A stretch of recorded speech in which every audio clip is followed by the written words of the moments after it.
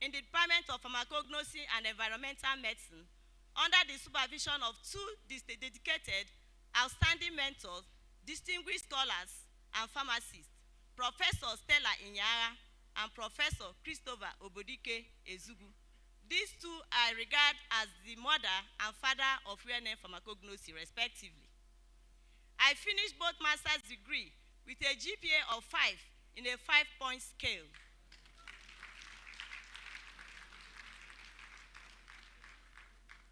I have acquired vast knowledge about the impact of nature on human health through numerous local and international research collaborations, international award-winning research publications, training, peer interaction, presentation, conferences, seminars, and workshops, including but not limited to my research visit to Chemistry Laboratory, College of Liberal Arts and Science, University of Colorado, Denver, USA, National Center for Natural Product Research, University of Mississippi, USA, John Innes Center Laboratory, Norwich, United Kingdom, Chemistry Laboratory, University of Warwick, United Kingdom, Chemistry Laboratory, Paris Science Electra, University of Paris, France.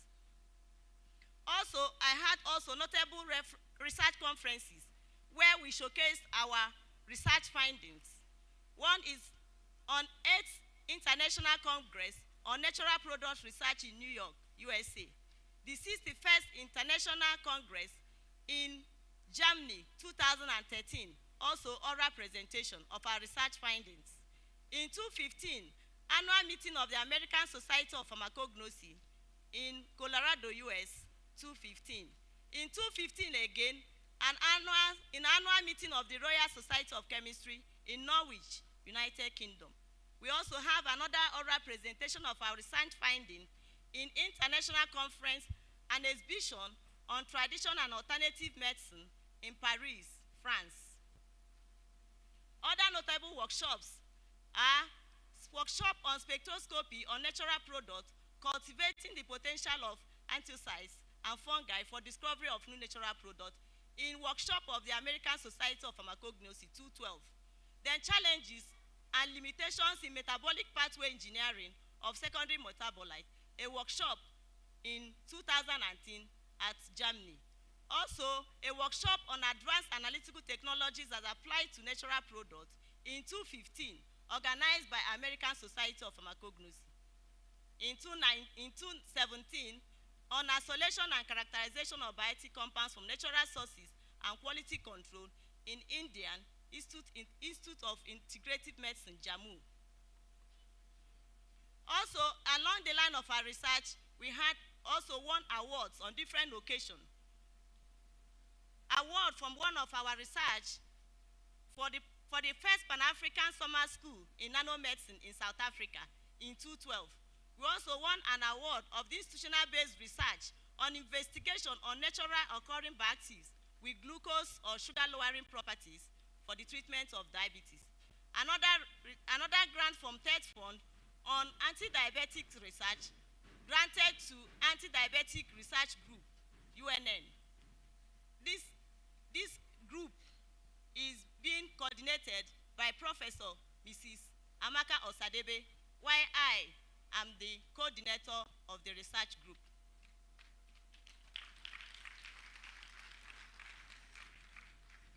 I also won the award of towards CSI postdoctoral fellowship in India in 2007.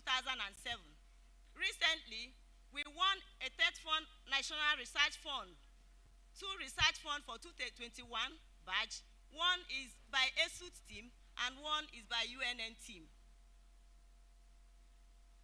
These are pictures of some of our trips on our research visits to some countries beyond the shoulders of Nigeria.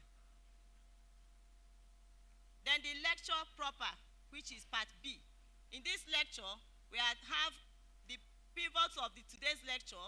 We are looking at nature's therapy, diabetes mellitus and overview, phytotherapy and diabetes mellitus, and research contributions. Mr. Vice Chancellor, sir, as an inaugural lecture, it encompasses and illustrates my past, present, and future works, discussing contribution to knowledge, and societal benefits that led to my position as a professor of pharmacognosy and environmental medicine.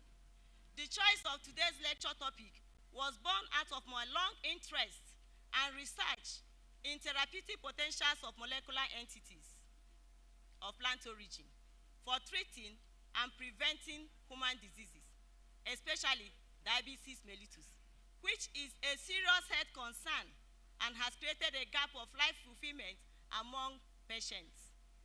Over the years, I have worked on so many plants of our indigenous that have shown very good potential as anti-diabetics and could aid in development of safer drugs. Health to humanity is the most important of possessions and fulcrum of our existence. Hence, while individuals, communities, and governments devote huge resources to health, despite these interventions and investments, mankind is still battling a rising prevalence of various ailments. The situation now is more worrisome as Western drugs contain setbacks ranging from high cost, non-availability, undesirable side effects, increasing tolerance and resistance, unauthorized counterfeits, etc. In the past, our forefathers recognized the healing essence of molecular entities housed by nature and explored those with great success. In their days, food was their medicines and not the reverse of what we have today, where medicines being our food. To move forward,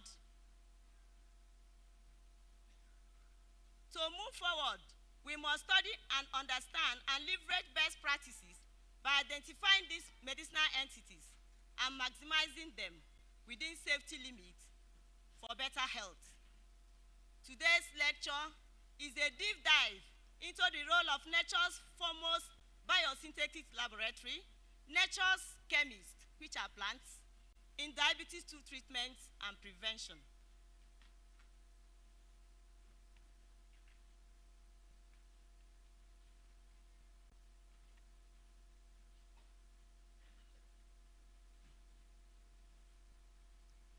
The nature's therapy. We are looking at nature's and healing the historical contents. We look at nature's molecular entities and drug discovery, therapeutic potentials of some common indigenous medicinal plants, and recovering phytochemicals from medicinal plants.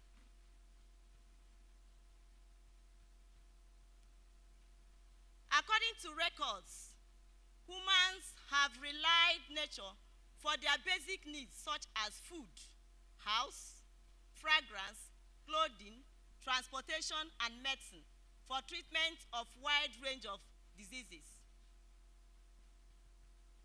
The use of natural products as cure can be traced back to the ancient civilization of Egyptians, the Chinese, the Indians, Greeks, and Romans. Before the development of Western medicine, prehistoric man employed herbs as the first medication to relieve discomfort of diseases. They used trial and errors or observations of the reactions or effects on animals to detect the therapeutic potentials of plants. This knowledge, when acquired successfully, was developed and used to treat many diseases. It is also believed that plants reveal their therapeutic properties to traditional healers as they pass through the forest. And this view is strengthened by Swedish physician Paracelsus, who said that plants were the gift of gods and argued that God has given plants certain characteristics of features like shape, color, in order to know and identify the therapeutic uses. An example of such is the walnut. The walnut has the resemblance of the human brain and is good for brain health and contains so many compounds that are neuroprotective and can protect the brain. Another one is the fluted pumpkin, with the resemblance with the bumpy and swarthy body, is also good for fibroid. And we encourage our young girls and ladies to include that in their diet in order to prevent lumps and and cyst formation in the uterine wall. That is why most people suffer fibroid, young girls and ladies. Once you don't get married from 30 years and above, 35 precisely, you start having issue of fertility. So sometimes when you are diagnosed, you find out that person has cysts or lumps. But our forefathers, they used to take it. It's part of their diet. But some of us don't like it, maybe because of the taste. But apart from that, there are other things that are associated with pumpkin. It has good quantity of polyphenols, the antioxidant, vitamin C, and a lot of them, which can help you to sustain and fight oxidative stress. So it's very encouraging that we do so. The third one there is the third one is cocoyam. Cocoyam, as you look at the picture we have there, it looks like the anus when somebody has pie or hemorrhage. So it is used to treat it. The part that is showing there in pink or red, as we can have it, is very medicinal. It is used by herbalists to treat pile. After grinding it and doing some mixing with palm kernel, local palm kernel oil, they use it to apply to the pie, and it relieves, and at the same time, it takes care of that. So it's encouraged, it's a good fruit to encourage, and good food. Not only cocoyam is good for pie, it is also good for women who are going through the menopausal period. It calms the snare, it calms the body, it makes you calm. So we encourage, as women over 50 years, that you are encouraged to eat and take more of cocoyam as against the normal yam, as it has a lot of medicinal uses. Okay. Then, the plant also, as we said, has a lot of potentials. With what we have, nature, the master craftsman, has a potential to reproduce many molecules of complex nature, and those complex nature are applied in production or development of drugs. And special products and their derivatives have been the direct source of more than 50% of clinically approved drugs. During the last 30 years, natural products have directly or indirectly been used. Recently, we have recognition to natural products during the award to Dr. William Campbell and Santos for discovering ivermectin, which is a novel therapy against infection caused by Pseudomonas parasite, and also Dr. TUU for discovering artemisinin, a novel drug for treating malaria.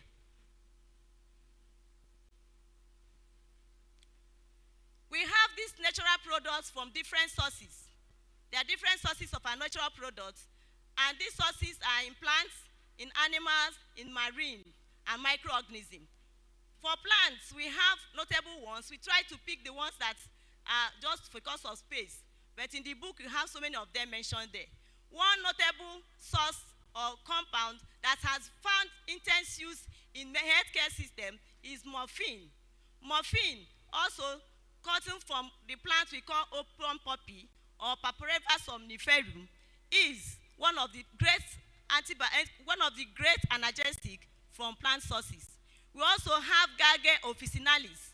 This plant gave to what we use today as an anti-diabetic agent, metformin. For the animal sources, we also have an anti-diabetic drug from animal sources named Byetta, is from Gigla mezard, what we call Herodona suspectum. In the animal sources also, prominent among those drugs is Captoril, which is a drug that is used for hypertension and for cardiovascular diseases, and is from pit viper. This one is a kind of snake called Batrop jararaca. From the marine sources, we also have anti-neoplastic plant agents. This is called Caribbean sea quartz, which is also a drug that is from marine sources. Also, we have zicotonides, which is used to fight chronic pain that are for patients that are suffering from AIDS and cancer. Is from Conus magus. Another prominent drug, an antibiotics, is penicillin, is also from microorganism, and is Penicillium nototum. It is one of the best antibiotics and the first generation biotics. It then opens the door and brew the new era in medicine, what we call the olden age of antibiotics. And also Asparagus cerus, sources of low statin, which is a drug known to fight cholesterol. also from natural sources.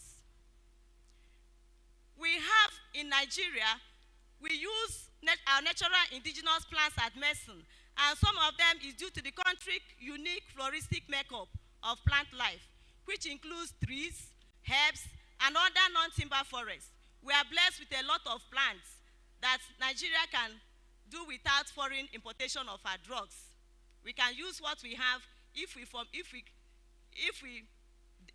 bring out and support research in that regard. Our indigenous plants are rich in phytochemicals, which are responsible for their healing properties.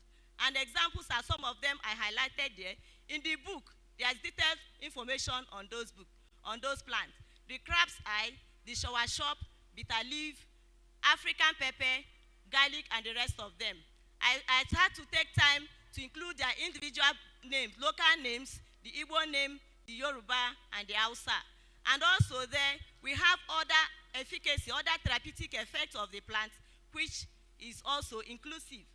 Because of time, we have to take little space and accommodate few of them. Then, as we are looking at medicinal plants and how we use them, we have methods we have approached that we use to isolate or obtain those phytochemicals from plants. And in pharmacognosy, we take several steps and we take several methods in order to obtain the phytochemicals from those plant material. And I can see here, we have infusion, we have maceration, decoction, succination, the use of ultrasound, and the use of microwave. These are the different ways you can obtain the extract.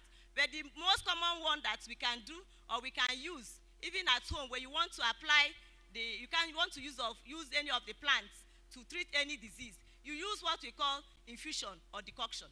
So just a simple use of boiling the material, or combination of the material, you can prepare a decoction. These two are the fastest and easiest one can apply in treating diseases without going to start looking for the higher and expensive equipment. And these ones are locally applied in our system.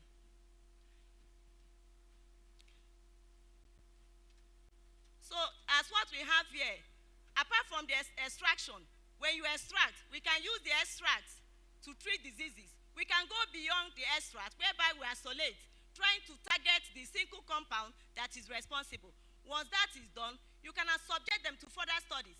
And as you can see what we have here, after purification, the purification exercise is for you to further isolate. But if you want to use the extract, it's equally very effective. Because as we go on and progress, you see that we mostly use extract in what we did and activities that we studied. So once it is done, you can now subject the extract or the isolate. You can subject both to clinical studies, toxicity, and clinical trials. Clinical trial is the last stage of trying to find the efficacy or prove the efficacy of such plants. In toxicity, what actually we do is we try to find out the effect of this extract or effect of this plant in key organs. Sometimes people are discouraged from the use of local herbs because they feel that it's very harmful. It can affect any part of the organ. Yes, that is correct. Some of them are very harmful, but most of them are not. And what we advise is that anyone we want to identify or to prove the efficacy, we move as far as to the stage of conducting hematological biochemical evaluation. We will look at the histology, as is the features of the organs, to identify if there's any damage or any necrosis along the line. So that is part of the toxicity we subject the extract or the isolates to. Before then, the preclinical stage, which is in vivo and in vitro, then the clinical trials. For the diabetic overview, we have 4 points we are going to look at. Introduction, facts and figure, classification, clinical manifestation, and phytotherapy and diabetes therapy. Here, what we are looking at is that diabetes, what is this? Diabetes is a metabolic disease that affects people of all ages and is characterized by an increase in blood glucose above the recommended level as the result of the body's inability either to produce or utilize insulin. That is it. And we have the normal sugar level, anything 100, below 100. Recently, it can take to below 120. That is normal. 120 and above is pre-diabetes. You are suspected that soon as it will develop. Then from 160 and above is diabetic state. So diabetes is the pancreatic beta cell which produce insulin, controls how glucose is distributed throughout the body for use and storage as energy. In what we have here, in 2021, 537 million of adults aged between 20 and 79 in the world had diabetes. The total number is predicted to rise to 643 million by 2030. And by 2045, it will rise to 783 million globally. In this rate, in this figure, almost 90% of people with undiagnosed diabetes live in low and medium income countries like Nigeria. 250 million are living with undiagnosed diabetes globally. 250 million. And over 1.2 million children and adolescents have type 1 diabetes. In Nigeria, 3.6 million adults with diabetes in 2021. They make up 15% of the global number of diabetics. These diabetes we are discussing are classified into 4. We have the type 1, type 2, type 3.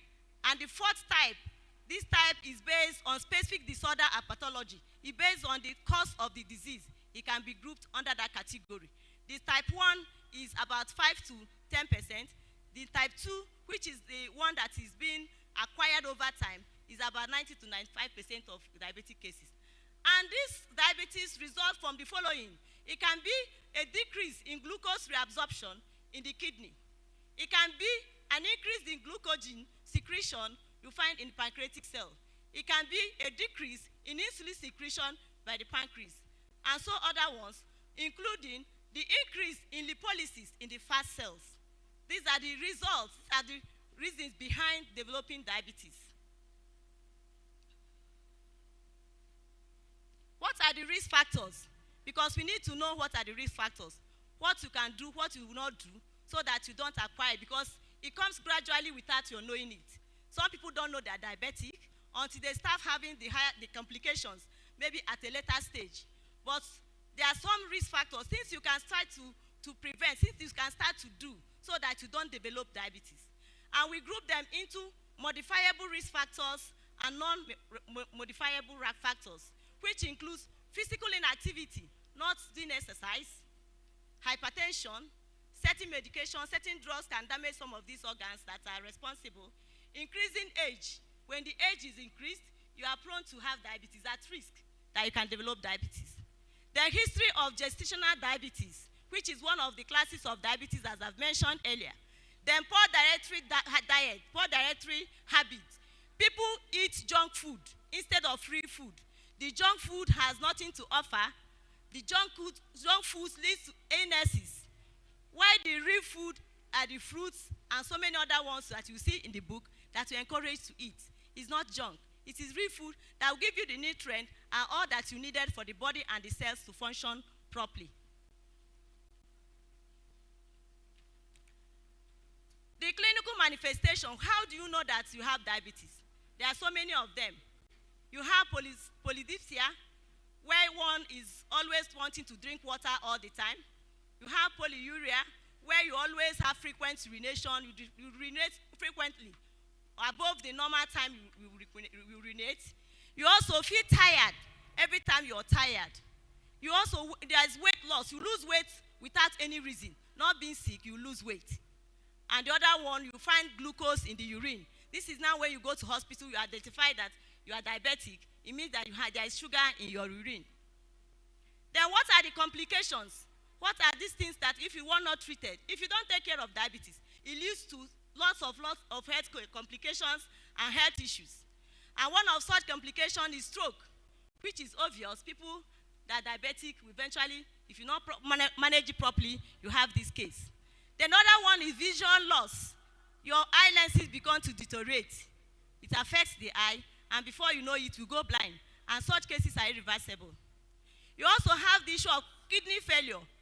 the kidney, that's, in short, the kidney is the first place that the whole thing starts, because it's the kidney that releases and the waste from the body.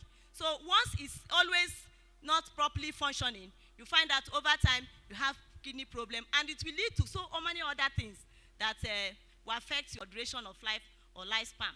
Then foot ulcer, that is wounds, and sometimes these wounds are not easy to heal. It takes time. But thank God we also have plants which we have worked on that can help you as a diabetic patient with diabetic sore to be able to manage your sore. Then how do we manage this problem?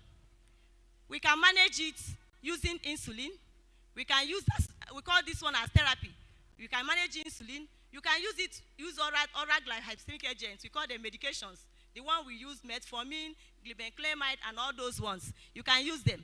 And one crucial thing that is very important in treating and managing diabetes is exercise. You need to be doing exercise. You don't need to be redundant. Even in your office, you should be walking up and down. After working for some time with your system, you stand up, move around, do some exercise. You know, walk around. Don't form the habit of being a CAO, a chief executive that's always sitting and delegating and assigning responsibility. At times, get up, go and pick something yourself. Come and keep it in your house, the same thing. For men, take the opportunity. Madam must not bring food to you. You can walk to the kitchen, get your food. It's a form of exercise. It's a very good form of exercise.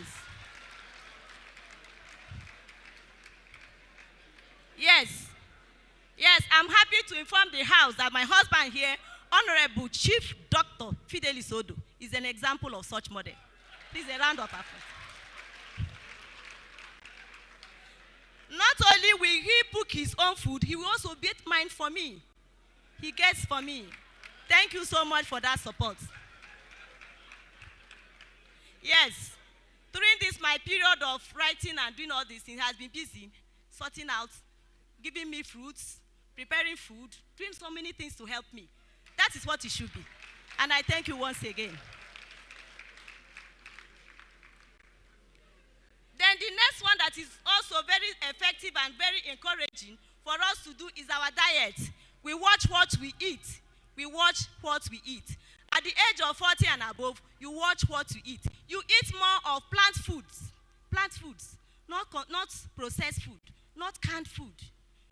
I used to educate our young women and girls, if I have the opportunity to talk to them, that they should leave the easiest ways of preparing menu.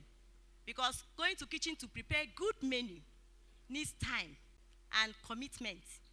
But what they prefer to do is to get Indomie, fast food, put small things, and dish out. Men, you are just killing yourself and your husband, and precisely your own children. So it is not encouraged. It can be once in a while because you are in a hurry, but form the habit of a woman to do the needful and the first assignment as a woman, and that is good food for your family.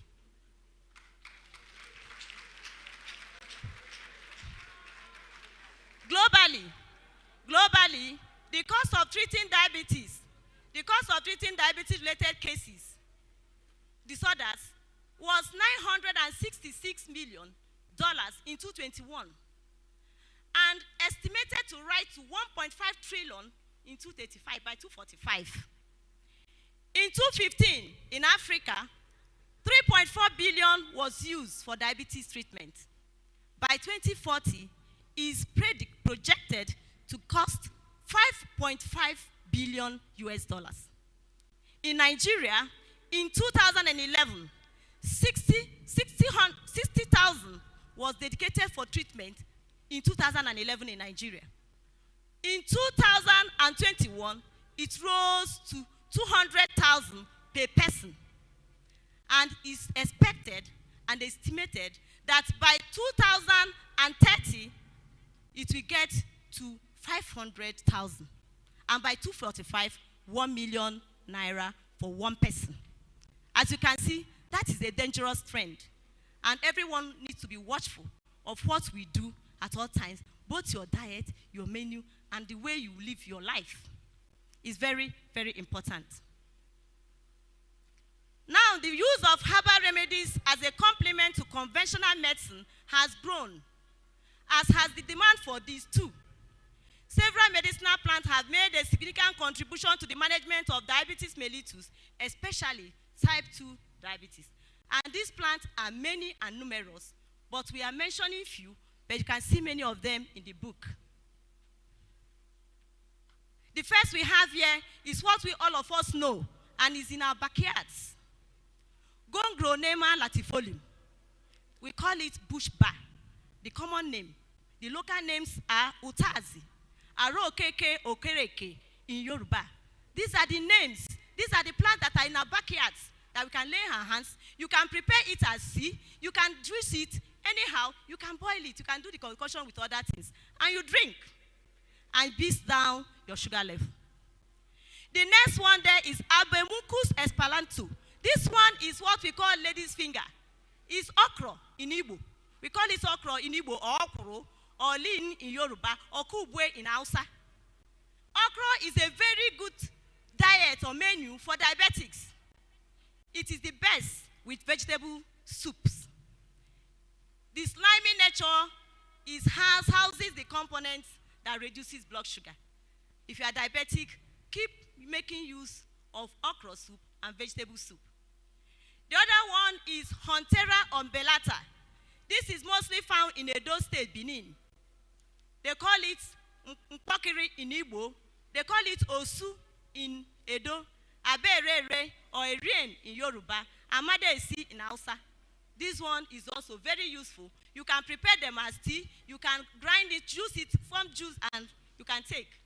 We also have cinnamon, which is also everywhere. You can take it as a tea and that. Also in the list we have identified is Osimium gratissimum. This one is what we call scent leaf. Nchawu or Nchuawu in Igbo, Efiorini in Yoruba, or Dadioyo in Hausa. These are the plants that are within our environment that one can take and also get, your sugar reduced and managed. You manage it over time. The other one is Momodica carrantia. We call it bitter gourd, vegetable insulin. It is known as vegetable insulin.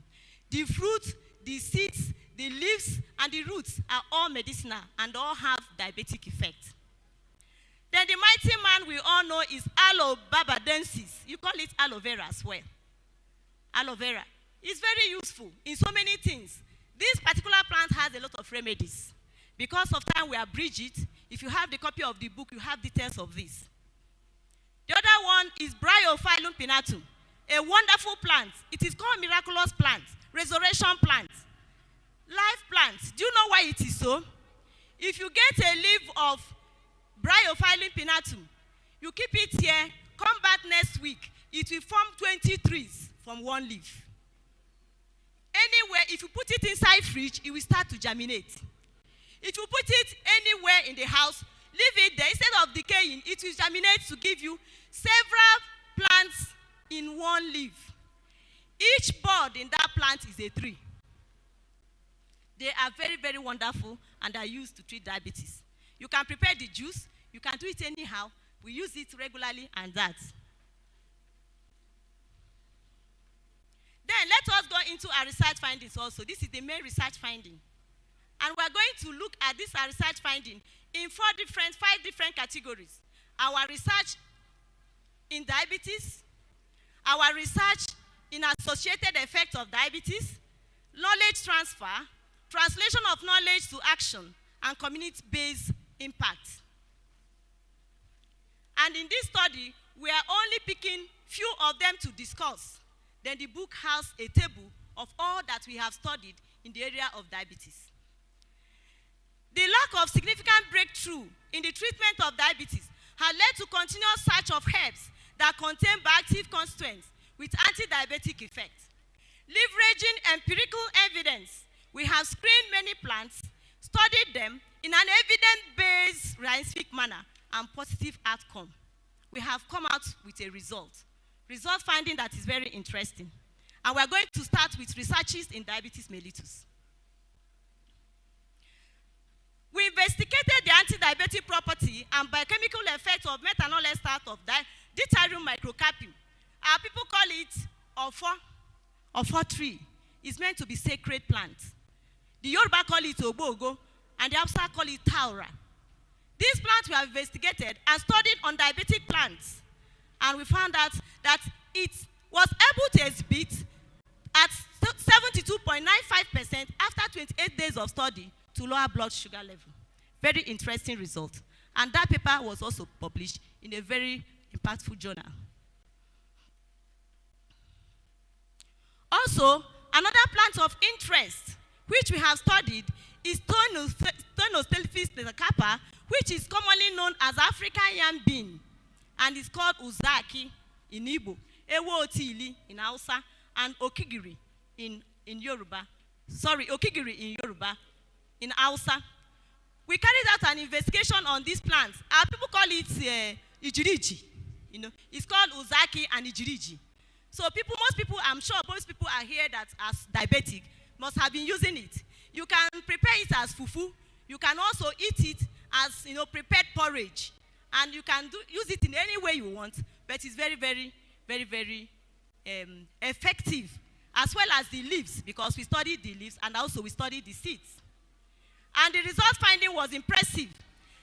30.88 reduction in sugar level was what was observed and was very comparable with our standard drug, glibenclamide. Also published in a good journal. Another plant is Mucuna flagellepis. We call it hamburger bean. Ukpo, agbara, and ibie in Igbo is agbara, ukpo. People, we know it, our people. So when we consider the starch, we find out that it has a very good anti-diabetic effect. And not only does it reduce blood sugar, it will also reduce cholesterol. And all the liver markers that have been raised by the effect of alloxan, if you use alloxan to induce diabetes, it will raise the high level of liver markers as far as urea markers and the rest of them. But after subjecting the animal for 28-day study, you find out that all the highly risen, the data that were risen to high level as a result of that was also reduced. So the result was very impressive. And the paper was also published.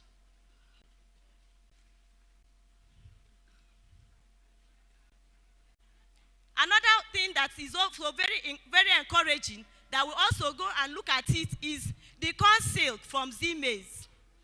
The corn silk. The corn silk is oca, maize. The silk, I've seen it there, you have seen it whitish, is the silk that is used to treat diabetes. It is known as oca in Igbo, Igbado in Yoruba, and Duara in Hausa. And the result shows a 71.43% reduction of our sugar level. The work is also published.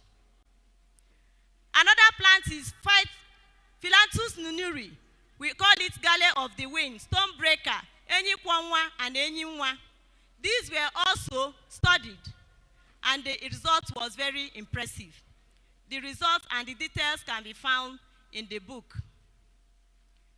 Another plant of interest is Acanthus montanus. Acanthus montanus is found in our environment. It's called Inyogu or Iragu in Igbo, Ahonekum or Irumomu Arugo in Yoruba, and also Shekia Guda or Shekia Godia in Hausa. So the result was also impressive, as at 300 milligrams per kilogram, we experienced 49.20% of reduction in blood sugar level. We also looked at another plant in our vicinity, Acalypha wikisenia. Some use it as plants, flowers in their homes. We have the red type and the green type. What we studied is the green type, and we found out that the plant also holds some very impressive results from our study. We got 48.36% of the sugar lowering effect of the plant at 400 milligrams per kilogram kg that we studied. Also published. Another one is Sieba pentandra, also known as Akpo Ogu in Igbo, sea cotton as a common name. This plant was also studied and published, and our findings was very impressive. Another part of this is cedrus. Cedrus is known as Akatike. You know, this plant has not been well studied. I think our study was the first in that regard. And the part we studied was very impressive. We got 82.68% in the reduction of blood glucose level, which was far beyond the percentage reduction of the standard drug glibenclamide. It was a very impressive result, and it was also published.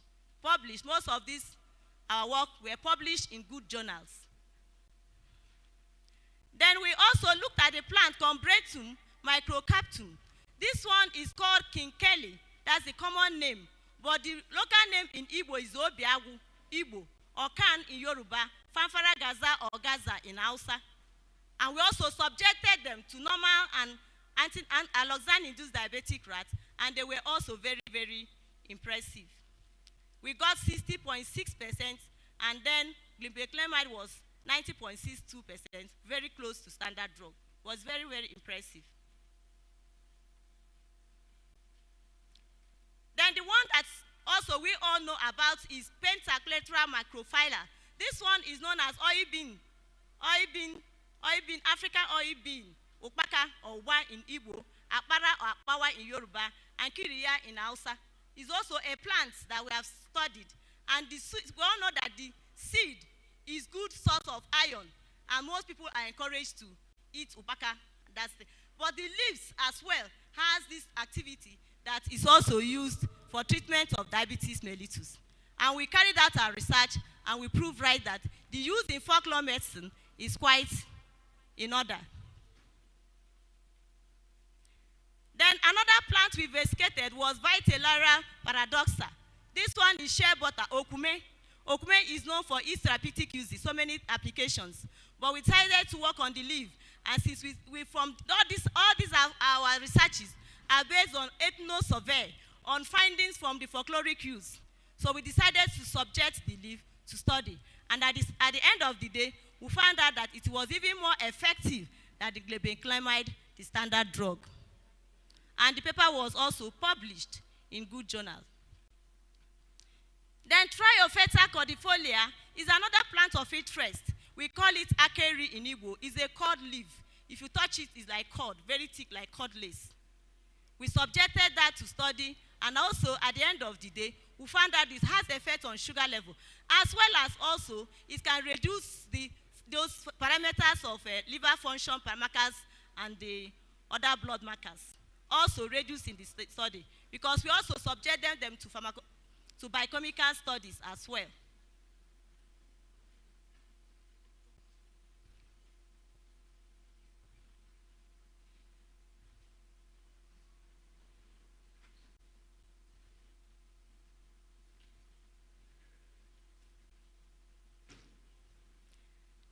Then let's look at the phytochemical researches also in diabetes. Another plant of interest which we worked on is Tachifeta jamaicensis. This is called blue snake weed or potter's weed, and it's called Isikotu in Yoruba. Our Igbo people don't know the name for now. We studied it because this plant was obtained from Benue State, and we studied it and found out that we have a good potential from this plant, as is recorded as far as 51.40% activity in reduction of the blood sugar level. And we also published the work. After the first preliminary studies to identify the anti-diabetic effect, we now carried out a follow-up exercise and then decided to isolate the active principle responsible. And to that, we isolated two compounds, usolic acid and apigenin. And these two compounds showed very high promising activity on reduction of the blood glucose sugar. And that was also published. The two compounds identified, as well as the other studies on toxicological profiles that we conducted. Then the other plant is Jatropha tangeronesis, which is chaya leaf. Chaya leaf, we call it hospital tufa. It's called Ugo Ibo or Ugo Cameroon. This plant is not only good for diabetics, but it's also good for hangover. For those men that drink a lot and you are being carried away, you can take just 1 or 2 leaves of it, chew it, and you get yourself to normal. So it's a very good plant that someone should have beside. And also, for anemic patients, for the case of anemic patients, you can use it. You can use it for anemic patients because it boosts the blood level of anemic patients. So you can use it to prepare soup, vegetable, porridge, and whatever. So we call it hospital tufa because it's miraculous in its action. Yeah. Okay. Then, as I told you, this is just picking few of the researches we have done, but we have documented almost all of them in table form in our book. So at this, we also say, let us look at the whole Nsukka zone and see what the people in Nsukka local government use to treat diabetes. We conducted an ethno-survey to identify the plants used by the people of Nsukka local government area to manage diabetes. And what was our findings?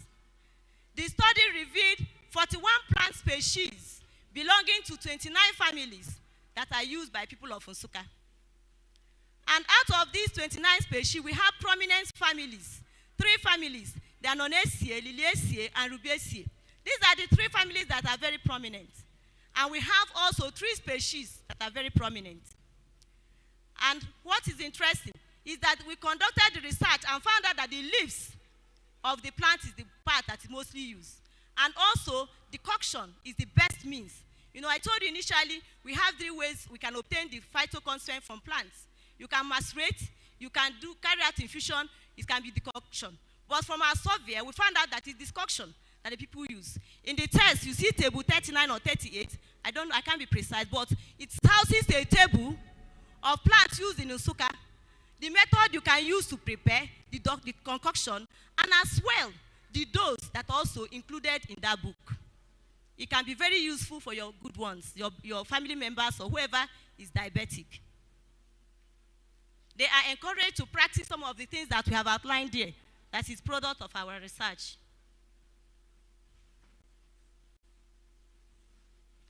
Then also, in associated effect, I said, apart from diabetes, we have also tried to look at associated effects. Because somebody that is diabetic has other surrounding issues, like inflammation, wound, and the rest of them. So we have decided to look at few plants. There are many of them, but we picked few because of the time that we are asked to. So one of the plants that we have studied is Annona senegalensis. This plant is known as white shawashop and also white Costa apple. So it is not only used for diabetics, it is also used for cancer patients, because we all know that shawashop is a good means of managing cancer. If your loved one is suffering from cancer, I think at the early stage, when it's identified, you're encouraged to start taking shawashop fruit, or you prepare decoction or infusion of shawashop leaves. Very magical. People have used it and they've testified. So we can do that because it is also impressive. Then another plant we have studied also was Jatropha coccus, which is also studied on wounds. We'll try to look at the wounds. What happened with this plant? It was able to close up the eschar of the wound within the shortest time, which was even comparable with the standard drug that we use. It was able to clear the wound within 49 days. Another plant we have also looked concerning wound is the ointment. We prepared an ointment of Bacteria nigritia, and we found out that these plants, when prepared either as the extract or you prepare with an ointment, as an ointment, was able to hasten the recovery or the closure or the contraction of the wound. And we had faster healing as what we observed in our reports. It showed a very good fast. Then another plant we looked at was the same Ofo. We studied Ofo as the anti-diabetic principle. And we also discussed that should also have the effect on inflammation. As the record we got from ethno survey, that the plant is used to treat inflammation. So we subjected it and said, since it can also help to reduce the blood glucose level, we can also study the anti-inflammatory and see if both of them can work in one at the same time. And to our surprise, the activity was very impressive, as it was able to close the wound within the shortest time. It was able to improve the inflammation at the shortest time. 2 models were used. We used the formalin-induced edema and egg albumin edema, and the result was also impressive. Now, having looked at what we have in our researches, we didn't stop there. We also tried to put some of this data in a book form so that people can have it and also continue to learn from that. So in our series, we have 2 books on diabetes mellitus. One is Herbal Alternative to management of diabetes. And the second one is advances in pharmacognosy and phytochemistry of diabetes. Then we also have worked on different topics relating to diabetes, how it relates to the body. And one of the book chapters that were published in Elsevier is Nutrigenomics of Type 2 Diabetes. Gene-diet interaction is a publication of Elsevier. We also look at bioactive compounds in the management of nutritional disorder. It's also a book chapter, also in Elsevier books. Then other review work, we had a systematic review of bioactive compounds effective against type 2 diabetes. That also was published. Then other reviews include oral anti-agents, natural products as potential sources of anti-diabetic drugs, and the search for new hypoglycemic agents from plants.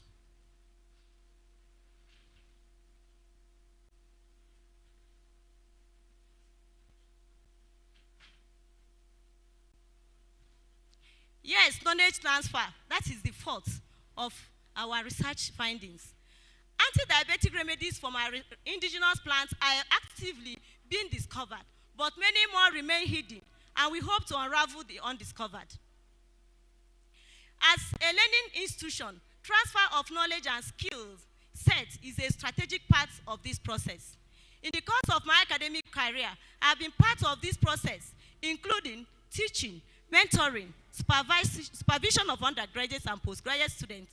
I have successively supervised 7 PhDs, 18 masters, numerous undergraduate students, and many of them on the pipeline.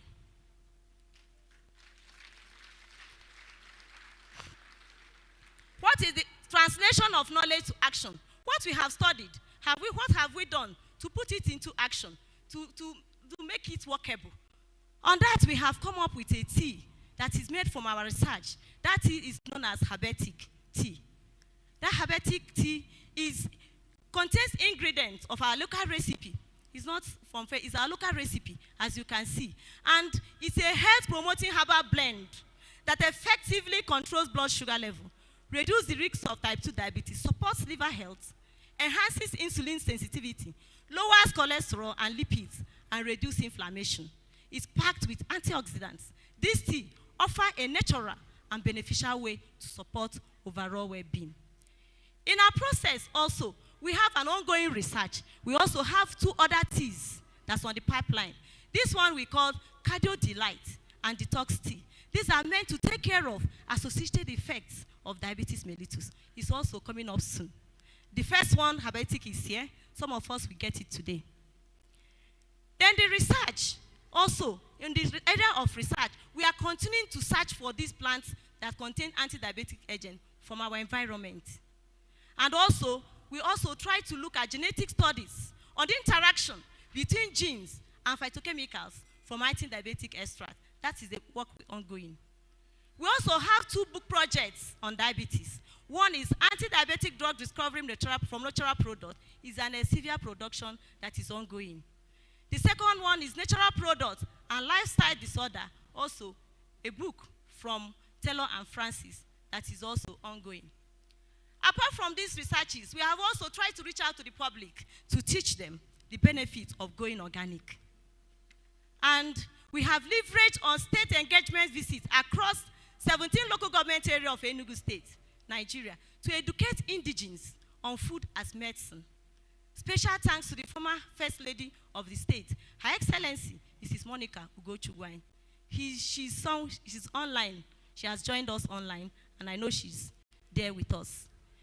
We also gave detailed lectures on health education, health promotion, and awareness campaign on the use of natural products in treatment and management of diseases. Our slogan was, food as medicine and go organic. What was the impact? We got reports of drastic shift from processed foods, natural foods, among participants, which created a noticeable increase in demand for local foods and vegetables across the states. People were buying so many things, changing their lifestyle, shifting from processed canned food to our organic food. That was an impact from our tour, courtesy of Her Excellency, Mrs. Monica Ugochugwai, through her pet project, You Go Touch of Life Foundation.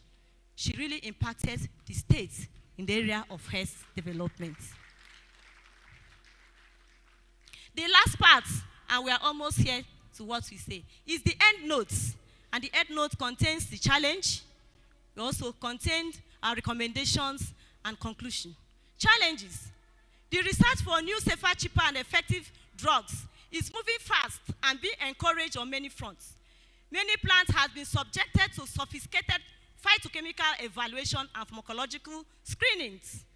This has led to identification of compounds, some of which are novel, with impressive credentials and lead compounds for anti-diabetic drug development program. However, sourcing of natural products from plants present challenges for drug discovery, such as technical obstacles to isolation, characterization, and optimization, which caused the pharmaceutical industry to give up trying them early in the 1980s.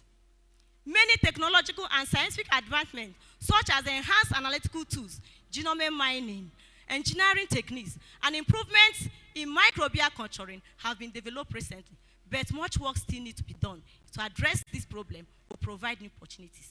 The future of the plant medicines in Nigeria and throughout Africa is very broad, but standardization remains the most important concern.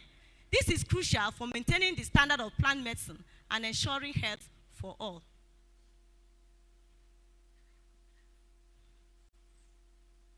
What are the 12-point recommendations? As we have there because of time, I'll just run through it.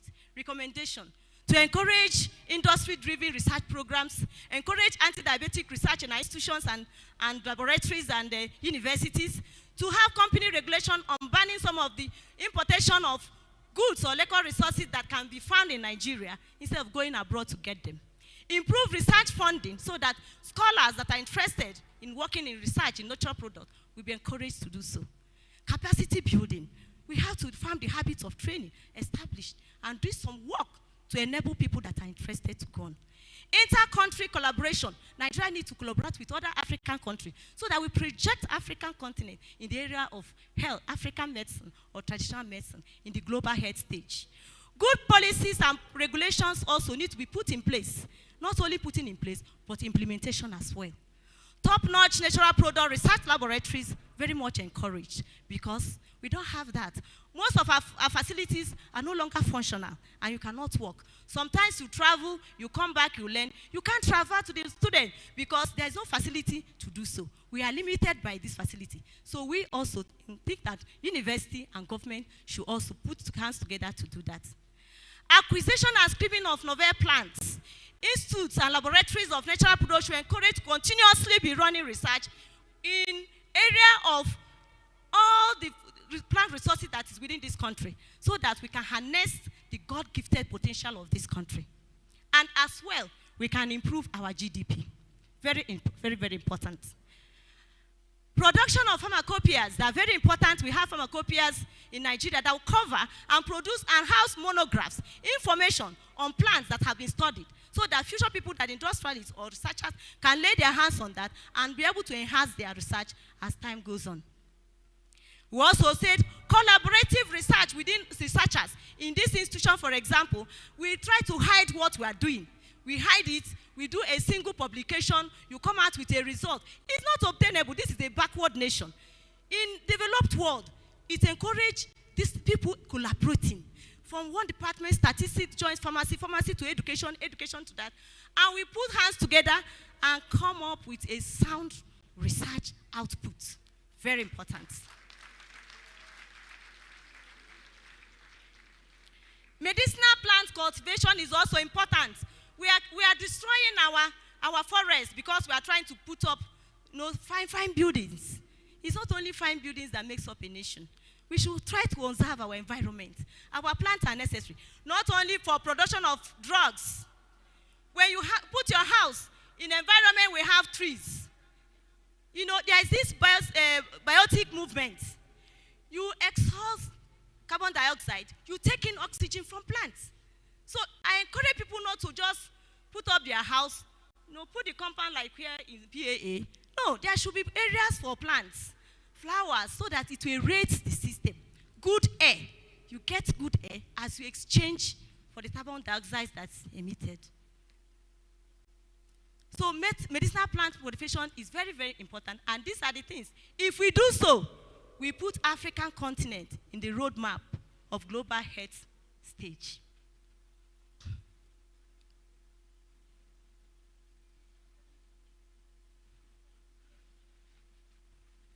Conclusion. This lecture has presented in comprehensive details some anti-diabetic plants used in treatment of diabetes mellitus.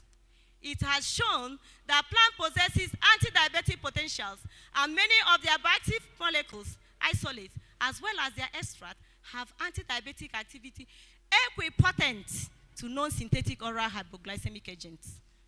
Plants are indigenous in their synthetic capacity.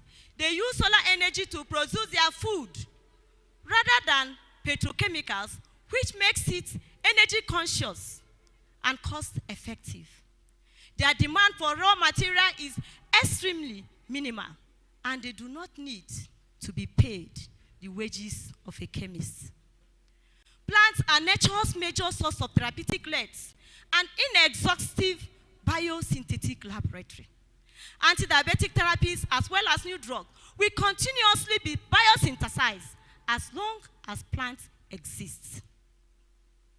Nature's biosynthetic laboratory plant exploited by man is like a jackpot, providing alternative medicine to diabetes mellitus, and should be harnessed for the treatment, its treatment and management, and other health disorders for a healthier human race. There is a popular quote that says, "Save plants, save nature." Plant is nature, and nature is plants.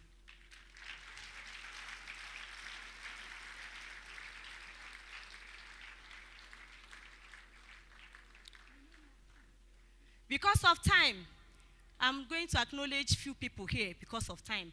And for those that will still go back that are not come from far places, I'm going to take few. The rest of the acknowledgement is in the book. I took my time to acknowledge many of my family friends that have encouraged me over the years. My utmost gratitude goes to God Almighty for his benevolence in my academic adventure, and for his grace and undue population protection, my family and I. Who I am and what I am, I owe to him, and without him, today would not have been possible. Thank you, everlasting and omnipotent God. May your name be praised now and forever. My unreserved gratitude and appreciation go to my late father, Sir Johnson Chibuzo Ezora, Knight of St. Paul's. He's a man that's made my life. He's like a mentor. He's not only a father, he's a mentor. He's selfless as art and exceptional. I thank you, Daddy, for making me who I am today. You taught me the core values of life: to be patient, kind, humble, and never fight or struggle for anything but to let go at all times.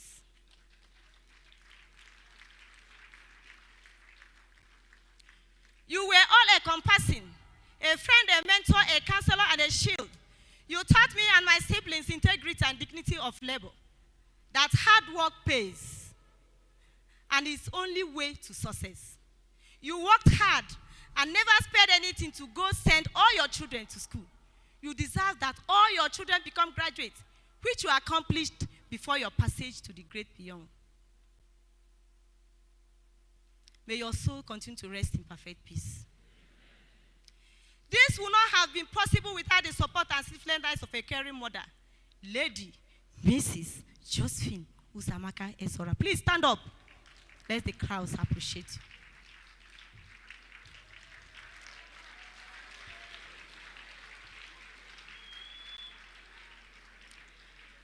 She is the mother general and the jewel of Ezora's family. Thank you, Mama. I cannot appreciate you enough, but I only pray that you live long enough to reap the fruit of your labor. May the gentle soul of my father, Sir Johnson Ezora, and the souls of all the faithful departed, through the mercy of God, continue to rest in perfect peace. My profound gratitude goes to the pillar of strength and support that enabled me to fulfill my career, a distinguished business icon, and a seasoned administrator, my heartthrob, Honorable Dr. Fidelis Odo, Ebubedike 1, Ezudo 1 of Ibweze South. I salute you. for the man you are. May heaven continually shower you with your ending blessings of good health, wealth, and wisdom. I cannot fully express my gratitude to my children, Dr. Linda Odo and Ikwe, who is at Wigan Writing and Lair Teaching Hospital, Greater Manchester, UK. They are not here because she's far away. Pharmacist Nenna, who is at University of Brighton, UK. Dr. Chinenyenwa, University of Wisconsin, USA. Dr. Ikenna Odo, Rostov Medical University, Russia. Engineer Chibike Odo is here. Please wave to us. She's the recent mechanical engineering graduate of this university. They are wonderful children. We also have Miss Ujunwa Odo, who is a medical student of this university. Please wave your hands. Then the last is Chidumebi Odo, pharmacy student UNN. And my lovely grandchildren, Kamsiona and Yarida. And our son-in-law, Engineer Emeka and Ikwe. They are the blessings of our family. You are all precious gifts from our awesome God. May the exceeding riches of God be yours now and forever. I want to acknowledge the former Pro-Chancellor and Chairman of Council, High Chief Ike Menike, the former Acting Chairman of Council, His Excellency Ambassador Sani Bako, and other members of the Governing Council, former Council. My gratitude, and also the internal members of the Council, some of them are here, I salute all of you. My gratitude extends to esteemed members of the University Management Team, right from the Deputy Vice Chancellor Academic, who is here, chairing the occasion on behalf of the Vice Chancellor, the Deputy Vice Chancellor of Administration, Professor Patrick Okoko, the DVC of Enu Campus, Daniel Wachuku, the Registrar, Dr. Mrs. C.N. Nebedu, who is online with us, the Bursar of the University of Nigeria, Dr. Ms. Godwin Ozioma, the Librarian, Dr. Mrs. Promise Ilo. We are grateful. My special thanks to Professor Bato Okolo, former Vice Chancellor, who I served under his leadership as the head of the Department of Pharmacognosy, an opportunity that enabled me to acquire administrative experience in the university system. Also, former DVCs, Professor Polycarp Chubu, who opened the doors for third fund grants during his tenure after years of lockdown on approvals in the university. Also, Professor Edith Nwosu, big sister with a wonderful heart, I salute her. Her support during my council election was unquantifiable. Also, I greet Professor Ifeoma Enemo, currently the Dean of Law, for your support and encouragement. She was former DVC of Enugu Campus. The Senate Ceremonial Committee, brilliantly chaired by the dedicated and diligent Professor Bennett Chuma, Professor Bennett Chima Wanguma, deserve special recognition for the outstanding efforts the committee is making to sustain the inaugural lecture. Worthy of mention is Mrs. Sadiq, Secretary to the Senate Ceremonial. And also, I extend my heartfelt gratitude to the University of Retro. Prof, thank you so much. I will not fail to appreciate Profs Luke, Anike, and Charles Eze, both former Vice Chancellor of Enugu State University, Agwani, for the opportunity to spend my 1 year sabbatical in this institution and appointing me the acting dean, Faculty of My School Sciences, during my stage. I also appreciate the current Vice Chancellor, who happens to be our own, Professor Aloysius Michael Okolie. My thanks to other VCs that has also worked, we have had close relationship. Professor Esimone, the VC of Nnamdi Azikiwe, Vice Chancellor of Sumas, the new university, Professor James Ogona. These universities gladden my heart. My special thanks to the entire Ezora family and Odo family and other family members that have lined there. There are many, my siblings, they are all here. Our mama on nature, Mrs. Lucy Marieji, my siblings, Engineer Mrs. Ife Oguanya, Nkire Ezora, Obiore Ezora, Nkem, and Engineer Oluchi Okwo, and Farm Dr. Mrs. Nena Ajibo, and Dr. Nnamdi Ezora. They are all here. Where are they? Are you there here? Wave your hands. I also appreciate my father's younger sister, late Grace Okoro, Miss Lina, and the rest of others that are not too many to mention. My big uncle Walter and His Royal Highness late Igwe and others too. that are here. Worthy to mention is my father-in-law, late Mr. Benedict Odo, of blessed memory. He was a precious God gift as a father-in-law to me. And my mother-in-law too, Mrs. Regina Odo. And a lot others that are in the pamphlet. Because of time, I've already been asked that my time is close there.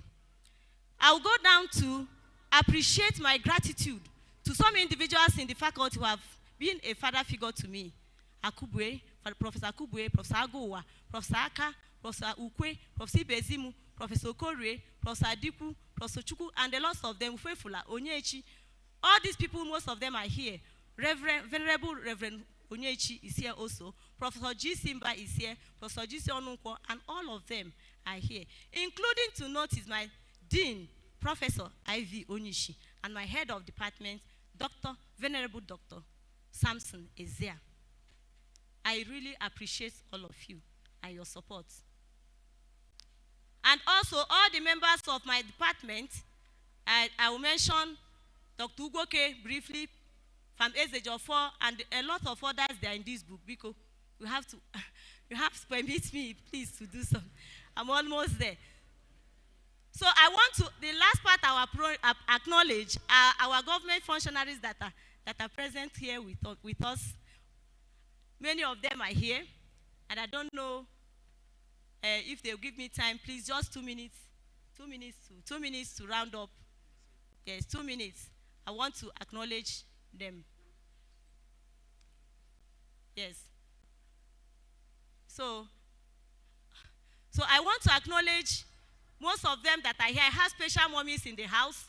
I have Professor Suji also, who is a sister and an auntie. I call her Auntie Me, 1 in a million. Professor Ona, Professor Rose Ona, Ngozi Nam. So many of them, Ofam and Zewi and the rest of them. Please, I appreciate all of you. You see where I appreciated all of us. Let me go to the people and families that are here with me. I'll read this one and I will stop. Because the chairman is already warning me seriously. Please, others can read up with what we have there. So I want to appreciate specially to our family friends. I'll start with His Excellency, the former governor of Enugu State, Right Honorable Dr. Ifeanyi, and Mrs. Monica Ugwuanyi, immediate past governor. They have been so wonderful, and we have worked together during the time of my husband as the chairman of Igweze South. His Excellency Barrister Ifeanyi Osai, Deputy Governor, Enugu State, Her Excellency, the Deputy Governor, former Governor, and all the other people, also including Senator Barrister Okezia and Choma, the wife, Senator representing Igweze South, representing Enugu North Senatorial Zone, Honorable Engineer Vita Aba Onwa, Chairman, Vitec Industries Nigeria Limited, Honorable Princess Ubosi, the former Speaker of Enugu State, Chief Ikeji Asogwa Ide, DGP Tamba Organization, and immediate past chairman of SUPEB, Dr. Dan Shere Ozibondu, former SSG, Enugu State. You are welcome. Right Honorable Dr. Pat Asadu, also a member of former member Nsukka Igweze South, Honorable Frank Ugu and family, Honorable Ero Matthew and Rachel Ukweze, you are welcome. Dr. Hyacinth and Uchengu, you are welcome. The immediate past Jack Chairman, Honorable Sunday Onome Ajogu, the current Commissioner for Special Duty, I am to lawyer. Commissioner for Poverty and Eradication, Enugu State, I greet you. You are all welcome.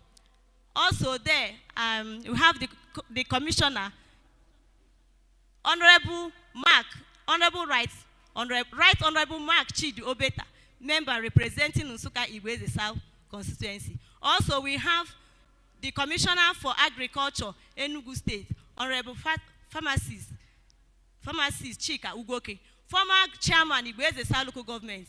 We have Honorable Colonel and my dear sister who is also here, Ijoma Onguboya. You are all welcome. I also want to acknowledge the wife of Nsukka Anglican Diocese, Bishop of Nsukka Anglican Diocese. She's here with us, Mother General. Mommy, you are highly welcome. Daddy's supposed to be here, but traveled, so I appreciate you. Please, I want to also thank all those my sisters that committee led by Professor Jeru Ugwuanyi. You are all wonderful. Your names are here. I've acknowledged all of you. Please, if I didn't mention your name is here, and you will see that I've acknowledged you. I thank you all. For those who have come here to stay with me, I also want to mention the librarian of SUMAS is here, the registrar of SUMAS also, and others that are here. Please accept my sincere gratitude. Thank you all, and may God bless you all.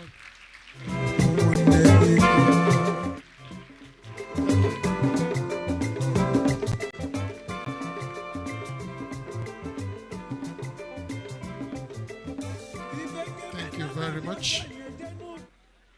One of the risks of playing at the home ground is that you are likely to step on toes because it is a very delicate ground. You are better off when you play that way and you just do your game and you run off, especially when you are married and you are a wife. If you're not careful, you'll get into trouble. We appreciate the efforts that the 192nd inaugural lecturer has gone through to cover the breadth of what she has presented. Thank you very much. We will now listen to the chairman appreciate her lecture. Mr. Chairman, sir, post-lecture comments. Thank you very much, the acting chairman of ceremonials and the university orator. Wow, I'm sure my ears are not bigger than yours. And that means you have listened and listened very well. You have enjoyed the lecture, because if you haven't, I have, and I'm convinced you have too. And we've been better informed, we've been better educated. You see, we are in the era of social media, where if you have a headache, somebody will ask you to eat a kilo that it cures headache. Another will ask you to come and drink ogogoro that it cures headache. Another will prescribe bitter leaf soup, and so on and so forth. But here we have listened to an expert talking about diabetes, the management, the causes, the cure, the remedies, and what have you. And we've learned a whole lot. And she even encouraged us, the men, maybe instead of just coming out to work in the morning in the stadium, you can do your working in the house and only fetching your food, but be running around doing all the errands in the house. As you are doing that, you are taking care of your blood sugar. But most importantly, she has pointed out a number of lifestyle changes we need to abide by if we really want to live a life free of or minimize diabetes, or live free of diabetes. And if we eat right, exercise right, sleep right, do all the things right, with God on our side, we'll be sure to live a healthy, long life. And so we have been charged to avoid junk foods, go organic, and not just going organic. Nature has blessed us so much in this part of the world that we have abundance of food, fruits, vegetables, and what have you. She mentioned a whole lot of them, which I'm sure we all took note. So we really want to appreciate her. She has actually done justice to that topic. And on behalf of the management and all the staff and students of this university, we want to say a big thank you to our 192nd inaugural lecturer, Professor UCHENNA ODOH. And on that note, we want to present this certificate to her, so that we want it to be known that Professor UCHENNA ODOH of the Department of Pharmacognosy and Environmental Medicine delivered the 192nd inaugural lecture of the University of Nigeria, entitled Nature's Biosynthetic Laboratory, Providing Alternative Medicine for Diabetes Mellitus. This day, congratulations. Thank you. And thank you. And to go with that,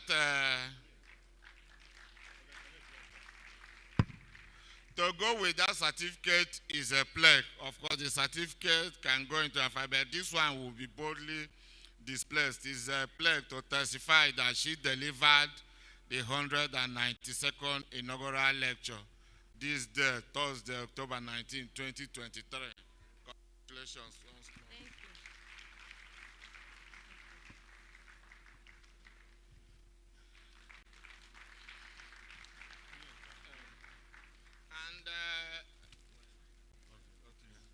And we also know that the books, of course, I'm sure that some of the people here, most of the people got copies of the books. But we know some of our friends and family members joined online. And some were not able to come. So the university is presenting these books to her so that she can extend it to her friends and family members and all of those who were not able to come. So once more, we want to appreciate you. We want to thank you. And we want to thank all of us who came out to listen. Because it would have been so, it would have been so bad. It would have been so disappointing if after preparing all this wonderful lecture, and she came here and the hall is empty. So we appreciate all the people that came out here. We can see that the hall is filled to the brim and is even overflowing. So we want to thank all of you for being here. We want to thank you for your patience. And we want to thank you for listening attentively.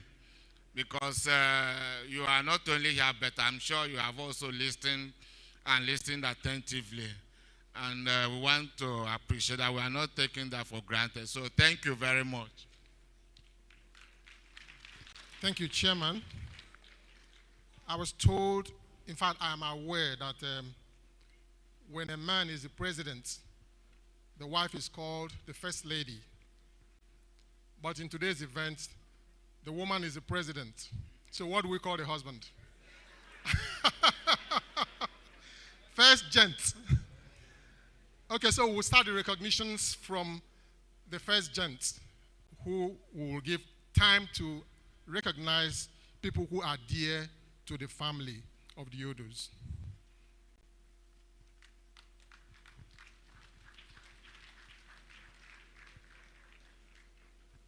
The Vice Chancellor of this university, Professor Charles Igwe, ably represented by the DVC Academies, our own brother, Johnson Orama, Professor. In saving time, I want to categorize this table as inaugural lecture stakeholders. Please, take it that way. Stakeholders is what we have in politics, so you are the stakeholder of inaugural lecture. The university, most of you here from the university, you know, members of the gown profession, you know yourselves, and we have spoken much about you, and we meet all the time. So please, I want to take it that you have been recognized, and we thank you for coming. The university values friendship. So each time people come from the town, there's need to bring it closer, because tomorrow they can decide to have an endowment in the university. On that note, the Deputy Governor of Enugu State is on his way, and he will leave from here to the wake-up of Justice Nweze. So I'm sure I'm going to see him this evening for this event. In no special order, because I was taking notes when people were arriving. But I cannot fail to recognize the fact that the landlord of this local government, including the University of Nigeria, is here. Honorable Chief Barrister Walter Ozioko, the Ashford Mayor of Nsukka local government. They call him Okulora Umelora. My good friend, Honorable Malaki Abo, is the Commissioner for Human Capital Development and Poverty Eradication. Asalaga, former Chairman Igbe-Titi. You had my wife mention about GDP. So you have to upscale the GDP syndrome to His Excellency. It is my pleasure to let us know that Right Honorable Mark Chidi Obeta, representing Nsukka Igboeze South in the Green Chambers of National Assembly, is here. Sir, can we see you, sir?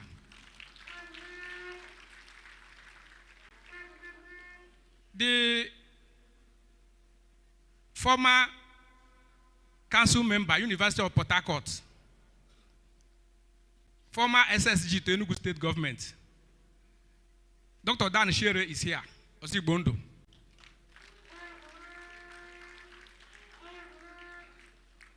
I have a brother who is humble like Peter Obi and is married to Anambra. And Anambra will always ask you, Kefa Netugi, but he refused to have Ihan Etuye. He's my brother. He prefers Mr. Emeka Ugwoju. He's a foremost entrepreneur. And we are happy. The wife was the immediate past chairman of Igbo local government. The father was also a chairman of Igbo local government. The first chairman of Igbo local government. I am so happy that when I was a chairman of local government, my deputy was my best friend. And today he's the commissioner for special duty in Enugu State. Honorable Emeka Sonda Ajogu, we recognize you.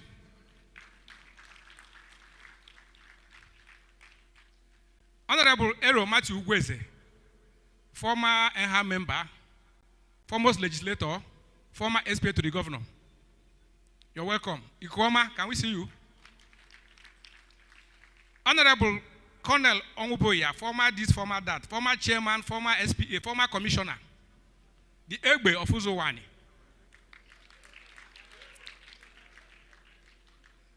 Honorable Tony Ugu of Odera fame,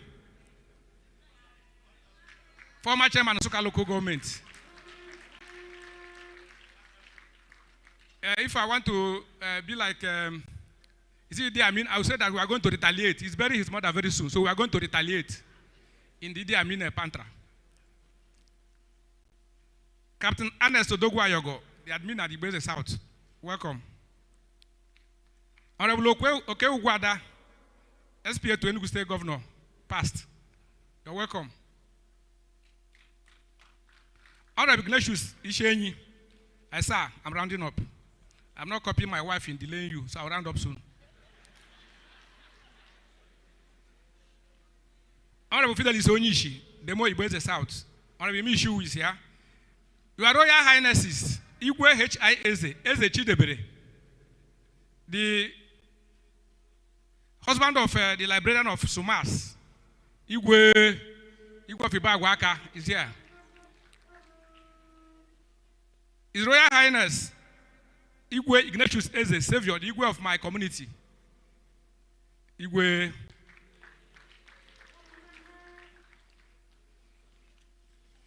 It's finished. Princess, the deputy governorship candidate, Apga, Enugu State, former SA to the governor, Princess Edith Ugwanye, the American bred.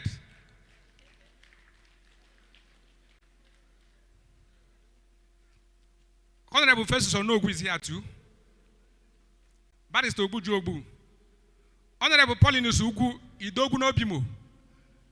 I'm greeting you. I'm seeing Dr. Frank Ugu Enyinoba, the former Agon chairman, foremost entrepreneur, industrialist.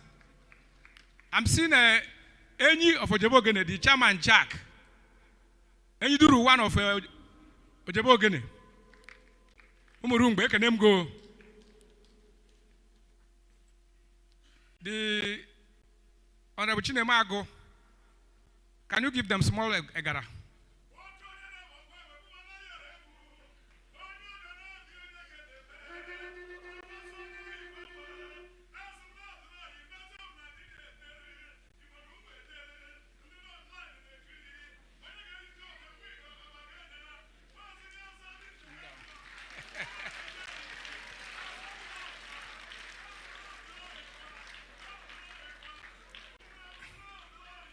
ODOH.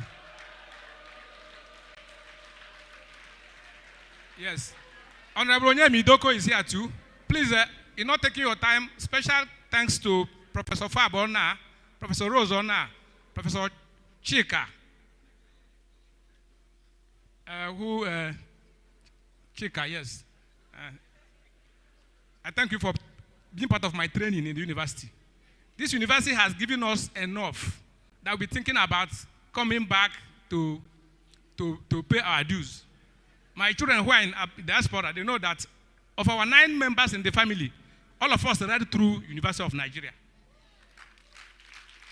The only exception is UCHENNA, who was in 2nd year and got scholarship to read in Russia, medicine. So he had to leave medicine in this place to go to have a different idea so that they can cross-fertilize with those who trained in Nigeria and begin to give us the best. Please, I thank you very much for coming. The students are going to be here, and we are going to the other place. It is not easy listening to grammar when it comes to botanical names. So many were almost getting pressed, but thank you, we are finishing. So let us go around there. Ebe, I'm a mifineri.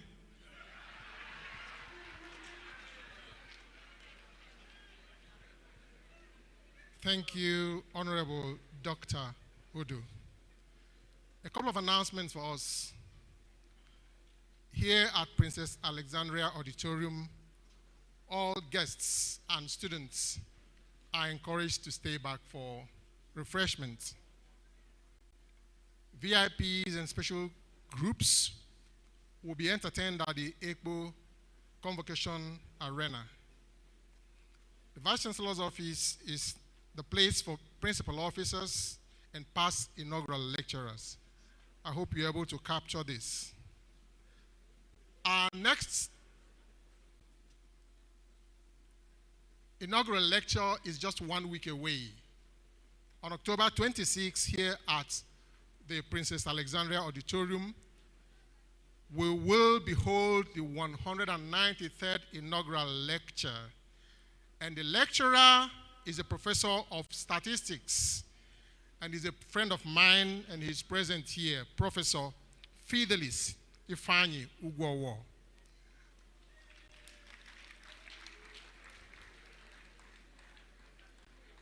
So all the dignitaries who have come from far away, you see that 1 week is very short.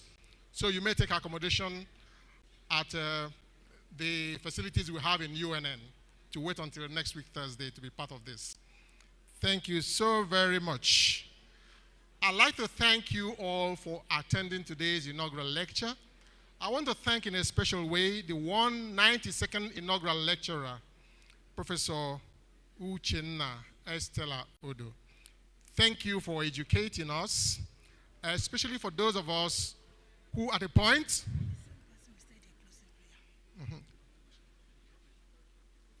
when sometimes you find yourself feeding ants, like she mentioned, and it's not that you consciously would want to feed them, but they find their way to your bathroom and feed on your urine, then you know that it is time to change your lifestyle as we've been advised today. Thank you so very much for so much knowledge and so much information, Professor UCHENNA Odo. We thank also in a special way the first gent, the husband of the inaugural lecturer, Honorable Dr. Odo. Thank you very much, sir. We thank the Ezora family who gave us the gift of the 192nd inaugural lecturer. We equally thank the Ibueze South community who actually produced the lady that became the professor of the University of Nigeria. We thank the Department of Pharmacognosy for the gift of our lecturer and the Faculty of Pharmaceutical Sciences. In a special way, we thank the Vice Chancellor who provided the space for this presentation, Professor Charles Arizechukwu Igwe. Again, in his personal and representative capacity, the Vice Chancellor Academic, Professor Johnson Urama. We thank the past inaugural lecturers, everybody, those we are able to recognize and those we're not able to recognize, because we're also conscious and very sensitive about your time and where you're coming from. We want to thank you so very much. And this is inviting you to 193rd inaugural lecture next week, October 26, 2023. We will take the closing prayers, and then we will take the second stanza of the national anthem, and then we will take recession. Just to remind us again, PAA here is for all guests and students. PROF is for VIPs and special groups. Vice Chancellor's office is for principal officers and past inaugural lecturers. On behalf of the Chairman, Senate Ceremonials, Professor Bennett Chima Wanguma, I thank you again for coming today. Let us clap onto the lectern, Professor Fidelis Ugwowo, to take the closing prayer. Shall we pray, please? In the name of the Father, and of the Son, and of the Holy Spirit, amen. My Lord and my God, we thank you for bringing us all together today. We thank you for the inaugural lecturer. We thank you for the administration of University of Nigeria. We thank you for all the good things that you have been doing for us. We are praying to you, Lord, to lead us safely as we are all departing from here. We pray that you continue to be with us wherever we go. We also pray that as we are going for the reception, that you will keep us and keep us as we do all that we are going to do for the rest of the day. All this we pray in the mighty name of Jesus. In the name of the Father, and of the Son, and of the Holy Spirit. The national anthem.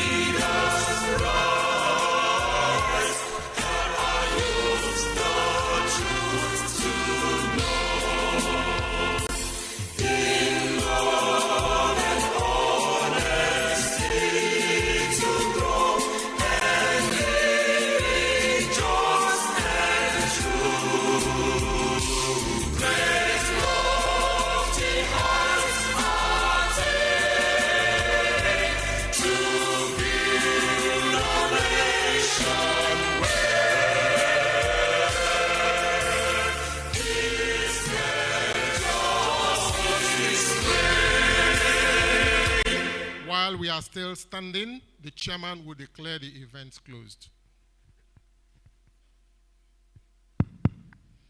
I hereby formally declare this event closed. Thank you.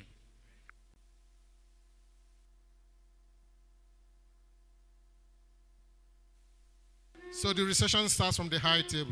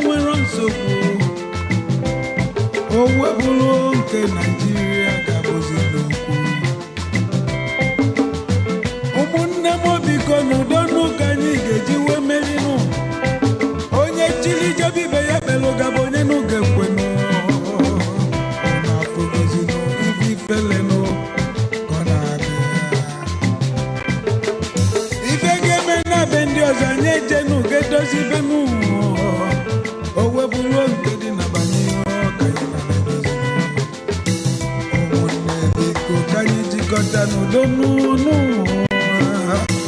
ụmụnne biko ka anyị jikọta n'udo n'ụwa n'ofu obi n'ọlụlụ n'olili anyị jebenu anyị abịazienu anyị jebenu anyị emerienu anyị amalịbanụ anyị ekewazienu anyị kposa anyị ekwurunu ife onye nwere ike imenu ya bigonu mepenu ka obodo anyị Naijiria dizienu n'udonu. Tụwara ya mama.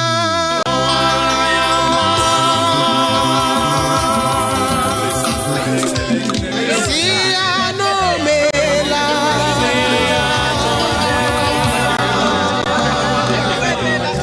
Eze Jizọs tụwara ya mama. Si ya n'omela.